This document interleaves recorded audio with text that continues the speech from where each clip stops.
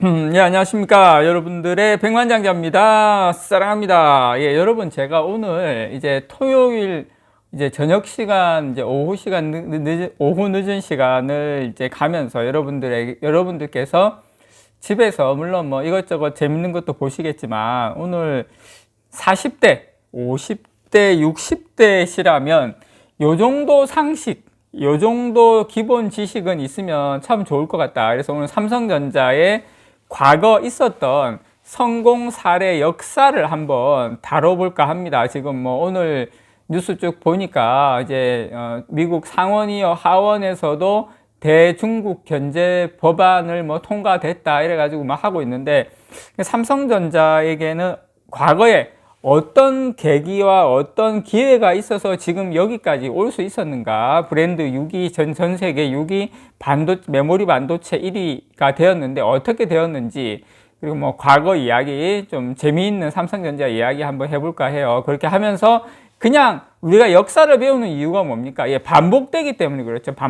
똑같이는 반복 안 되더라도 역사는 항상 반복이 된다. 그리고 그러면 우리가 지금 삼성전자에게 지금 글로벌 국제 정세를 봤을 때 앞으로 어떤 기회가 있을까? 이거를 뭘로 우리가 한번 되새겨 본다? 예, 과거의 역사를 한번 통해서 삼성전자에게 앞으로 어떤 기회가 오는지를 한번 되새겨 보는 시간을 가져보도록 하겠습니다. 그 과거에 삼성전자가 한 단계 도약할 때 보면 항상 미국이 있었다라는 거 일단 깔고 들어가도록 하겠습니다. 일단 우리나라의 반도체 시작에 삼성의 이름은 없었어요. 아시는 분 아시고 모르시는 분 모르시겠지만 국내 최초의 반도체 회사는 1965년, 예, 제가 1973년생이니까 제가 태어나기도 전에 8년 전에, 예, 미국의 반도체 업체인 당시에 콤이라고 있었습니다. 콤이라는 회사가 트랜지스터 생산을 위해 세운 한국의 고미 반도체라고 있었어요. 고미 반도체 아시는 분 아시고 뭐 처음 들어보시는 분들이 많으시겠죠. 그래서 최초의 국내 투자는, 예, 그로부터 5년 후인 1970년 금성사라고 들어보셨습니까? 금성 골드스타, 예, 아시는 분은 다 아실 거예요. 제 나이 대 이상 되시는 분들은. 지금 LG전자입니다. LG전자 금성, 예전에는 금성사라고 있었어요. 골드스타라고, 예, 있었는데 여기가 아남전자하고 금성하고 설립한, 예, 반도체 회사가 하나 있었어요. 반면에 반도체 핵심 재료, 이제 웨이퍼 생산에 성공한 건 1974년 제가 태어난 다음 해인 한미 반도체인데요. 이게 바로 삼성전자 부천 반도체 공장의 바로 시작이었습니다. 예. 당시에 1974년에 당시에 33살의 이건희 회장께서, 당시에 이건희 회장께서, 그때는 이건희 회장이 아니셨지만 어쨌든 이건희 회장께서 사재를 털어서 한국 반도체 절반을 인수했어요. 그때 이후에 1977년도에 완전히 인수해서 1978년도에 그때 상호를 삼성 반도체로 변경을 했습니다, 여러분. 예. 뭐 근데 여담입니다만은 요때만 해도 삼성이 한국 반도체를 인수했을 당시만 해도 반도체를 크게 이렇게 지금처럼 이런 생각이 전혀 없었어요. 반도체를 글로벌로 해서 키울 생각은 전혀 없었어요. 그 당시에는 삼성 입장에서는 제일모직이라든지 그다음에 제일제당 이런 것으로 해서 내수 산업을 키워나가는 상황이었기 때문에 이거를 전 세계, 그 당시만 해도 미국하고 일본의 굴지의 반도체 회사들이 있었기 때문에 택도 없다고 생각을 했죠. 그냥 지금은 그냥 설탕 만들고 옷 만들고 이것만 해도 급급했기 때문에 어쨌든 또 기술도 없었고, 그래서 미국하고 일본과는 한 기술 격차가 그 당시에 한 30년 가까이 격차가 존재했어요. 말도 안 되는 격차였죠. 그래서 생산 가능 제품도 트랜지스터 이 정도 만들 수 있는 수준이었고, 아니 80년대, 그런데 여러분 90년대, 70년대 이 정도였으면 어땠겠습니까, 여러분? 90년대 우리가 소니, 파나소닉, 우리 카세트도 잘 못 만들던 디자인이라든지 성능 면에서 그런 삼성전자인데 70년대는 말도 못 했겠죠. 그래서 거의 삼성그룹 내에서도 이 삼성 반도체가 거의 그룹 내에서 미운 오리 새끼였어요. 아유, 저거 뭐 맨날 적자만 나고 막 이런 그런 상황이었고, 근데 이제 본격적으로 삼성이 반도체 사업에 뛰어든 거는 그로부터 약 10년 후인 1983년도입니다. 1983년도. 당시에 일본은 반도체를 비롯해서 뭐 고부가 가치 산업에서 미국을 상당히 앞섰어요. 1983년도에. 장난이 아니었죠, 일본이. 한마디로 말해서 간이 배밖에 나왔죠. 그래서 그 당시에 한 기존에 한 20억 달러였던 무역 흑자를 한 100억 달러로 늘리고, 일본이 100억 달러면 큰 돈입니다. 그 당시에.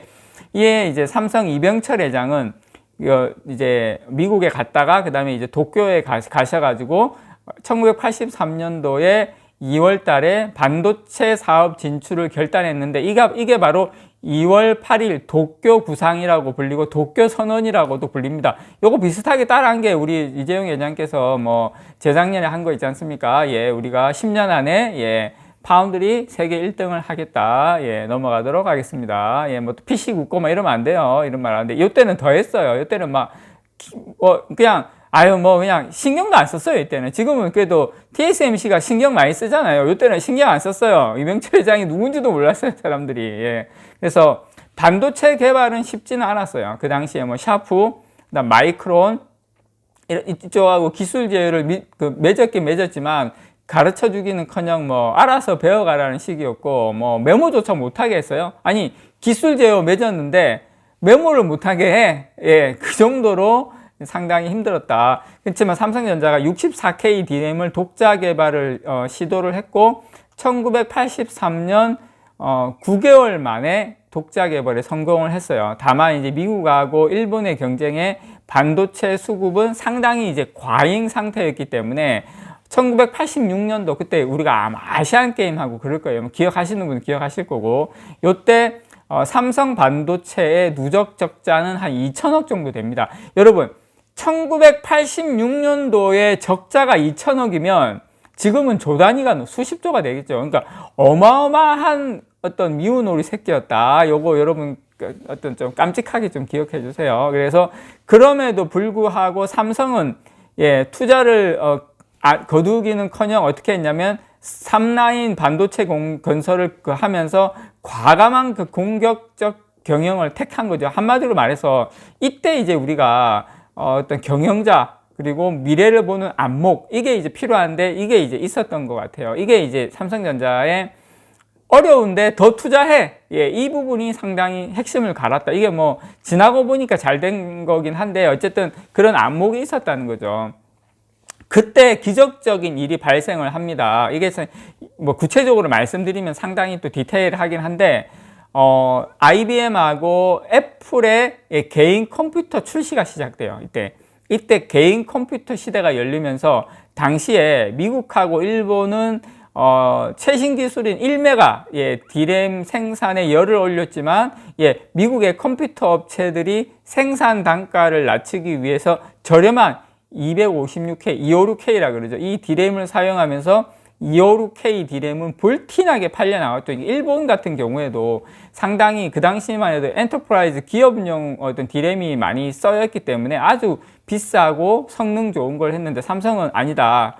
그 대중화되면 싸고 값싸고 성능도 뭐 오래 안 가도 된다. 뭐 퍼스널 컴퓨터 그 새로운 조금이라도 고사양이 나오면 바로바로 바꿀 건데, 그냥 어느 정도 한 2년, 3년의 내구성만 있으면 된다고 엄청나게 싸게 대량으로 막 찍어내기 시작한 거예요. 그래서 삼성이 이 256K DRAM이 불티나게 팔려 나갔습니다. 삼성전자가 순이익이 그 당시에 한 3천억 원 이상 남겼는데, 적자를 메우고도 1,000억의 흑자가 났다. 예, 이게 삼성전자의 어떤 상당히 어떤 변화를 주는 그런 시발점이 된 거죠. 이때부터 해서 삼성전자가 이제 치킨 게임 들어가고 뭐 해가지고 이렇게 해서 뭐 다른 애들도 다 낮아빠지고 해서 또 여러 가지 그런 시나리오가 많이 있는데, 어쨌든 요때 이렇게 됩니다. 물론 그 뭐 좀 이야기 또 하자면 뭐 현대차 같은 경우에도 정주영 회장이 이렇게 그때 1960년대, 70년대 폰이 다들 아시는 것처럼 73년도죠.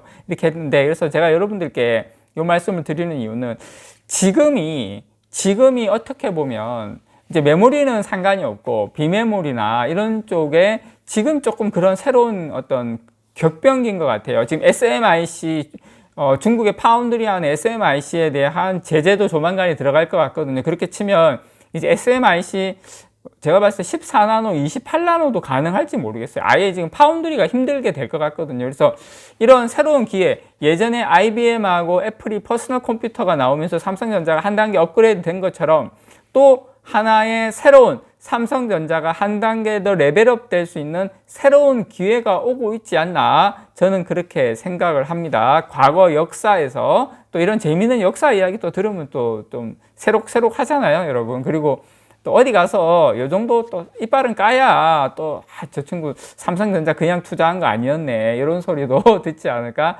생각을 합니다. 삼성전자 새로운 기회가 오고 있다라는 거 여러분들과 함께 다시 한번 영상 한번 만들어 봤습니다. 이상 여러분들의 백만장자였습니다. 사랑합니다, 여러분.